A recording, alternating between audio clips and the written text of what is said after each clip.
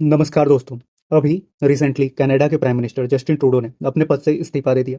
इसके बाद से इंडियन मीडिया में एक बात काफ़ी ज़्यादा ट्रेंड कर रही है और वो ये थी कि मोदी जी ने जैसे वॉर रुकवाई थी, ठीक वैसे ही उन्होंने ट्रूडो को उनके पद से हटवा दिया। पर क्या यह बात सच है? क्या आज इंडिया और मोदी इतने स्ट्रांग हो चुके हैं कि वो एक देश के प्राइम मिनिस्टर को उसके पद से हटवा सकते हैं?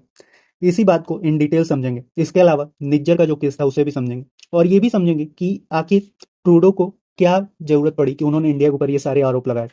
तो चलिए वीडियो को शुरू करते हैं और सबसे पहले हम समझेंगे कि उनके रेजिग्नेशन के पीछे का कारण क्या था।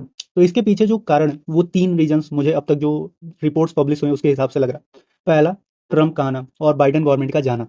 क्योंकि ट्रम्प जब से पावर में आने की उनकी बात चालू हुई है, वो इलेक्शन जीते हैं, एक चीज़ें देखी गई है कि उनका जो अब फार्मूला है डिप्लोमेसी को लेके वो एक्सपेंशनिस्ट पॉलिसी है, जिसके तहत वो कनाडा को अपना 51वां स्टेट घोषित कर चुके हैं।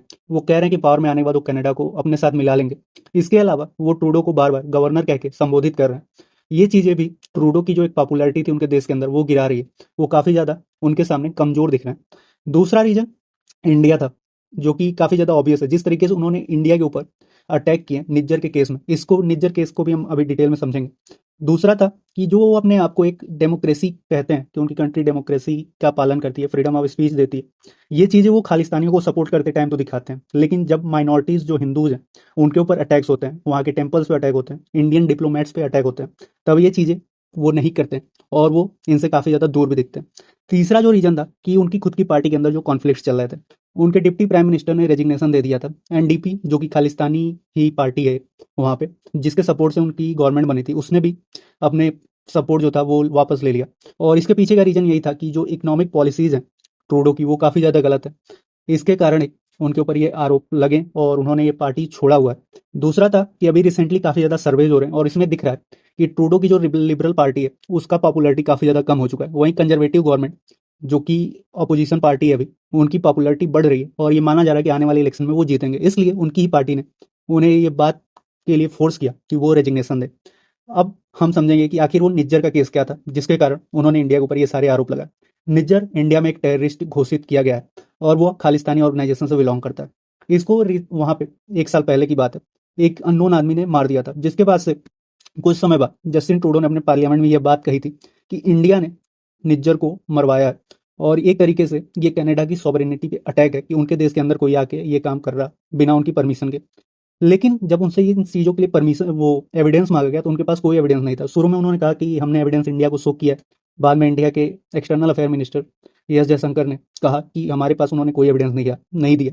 फिर उन्होंने इस बात को एक्सेप्ट भी किया कि उनके पास कोई एविडेंस नहीं है, लेकिन उनका मानना है कि इंडिया इसमें इन्वॉल्व था। बाद में उन्होंने ये सारा जो ब्लेम था वो शिफ्ट कर दिया लॉरेंस बिश्नोई पे।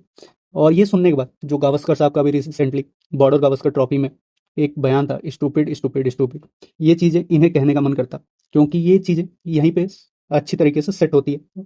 इन्होंने अपने आरोप को जस्टिफाई भी नहीं किया। इसके अलावा उन्होंने ये बात भी नहीं बताई कि एक इंसान जो दूसरे देश में टेररिस्ट घोषित है वो आपके देश में खुले तौर पर रह रहा है और आप उसे सपोर्ट क्यों कर रहे हैं। इसके पीछे का जो अगर बैकग्राउंड में हम समझे तो उनका एक पॉलिटिकल इंटरेस्ट था एनडीपी पार्टी की वजह से।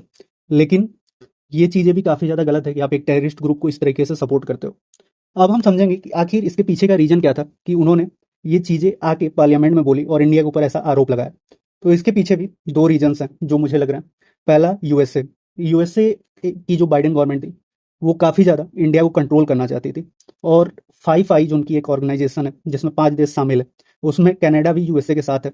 और इसको सपोर्ट करने के लिए ही वहाँ पे यूएसए ने ये इन्फॉर्मेशन शुरू में दी थी कि इंडिया डिफरेंट कंट्रीज में टेररिस्ट हैं या जो भी उनके देश के अंदर जो लोग कुछ गलत गतिविधियां कर रहे हैं उनको मरवाने का काम कर रहा है। अब इसके पीछे का जो दूसरा रीजन है वो ये है कि एक तरीके से जो स्केपगोट टेक्निक होती है जिसे कंट्री यूज करती हैं मेन इशू से देश की जनता को भटकाना, ऐसा ही कुछ ट्रूडो ने भी किया। उन्होंने देश के अंदर जो इकोनॉमिक क्राइसिस चले, इलीगल इमिग्रेंट्स जो घुस रहे हैं देश के अंदर, देश में जो गैंगस्टर कल्चर बढ़ रहा है, उन चीज़ों को छिपाने के लिए इस मुद्दे को काफ़ी ज़्यादा हाईलाइट करने की कोशिश की और उन्होंने ये फेक पेट्रोटिज्म डेवलप करने की कोशिश भी की देश के अंदर कि कोई देश उनके अंदर घुस के उनकी सॉवरेनिटी पे हमला कर रहा है। लेकिन इस चीज़ में वो काफ़ी ज़्यादा कामयाब भी नहीं हो पाए और देश के अंदर उनको इस चीज़ के लिए भी काफ़ी ज़्यादा ट्रोल किया जा रहा था। बाद में चल के उन्हें अपने पद से भी इस्तीफा देना पड़ा। तो यही एक रीज़न। अब हम आ चुके हैं उस सवाल के फाइनल कंक्लूजन पे, जो कि था कि क्या इंडिया इन सब में इन्वॉल्व था। अगर मैं सच्चाई के साथ कहूँ तो ये 100% कोई प्रूफ नहीं है इसका कि इंडिया इसमें इन्वॉल्व था। लेकिन इस सारे चीज़ों में एक रीजन इंडिया भी था। लेकिन इन सभी चीज़ों के बीच में जिस तरीके से इंडिया ने इस मैटर को हैंडल किया वो काफ़ी ज़्यादा तारीफ के लायक था। इंडिया के किसी भी बड़े लीडर्स ने, ना तो प्रधानमंत्री ना ही हमारे होम मिनिस्टर ने इस मामले पे कोई डायरेक्ट कमेंट किया। उन लोगों ने सैंक्शंस लगाए कनाडा के ऊपर, जो उन्होंने इंडिया के ऊपर अटैक किया था इस वजह से। इंडियन डिप्लोमेट्स के साथ जो बदसलूकी की गई थी उसका भी जवाब दिया गया उनके ऊपर सैंक्शंस लगा के। और इंडिया ने इंतजार किया सही समय का, और वो सही समय आया ट्रंप के पावर में आने के बाद। इसके बाद जो हुआ आप सभी को पता है कि ट्रूडो अब जा चुके हैं। आने वाले टाइम में क्या डेवलपमेंट होता है, क्या नई पार्टी जो कंजर्वेटिव पार्टी अगली इलेक्शन में जीत के आएगी, या फिर जो नया वहाँ पे प्राइम मिनिस्टर बनने वाला है वो इंडिया के लिए कैसा साबित होता है, ये देखना होगा। तब तक के लिए धन्यवाद। जय हिंद, जय भारत।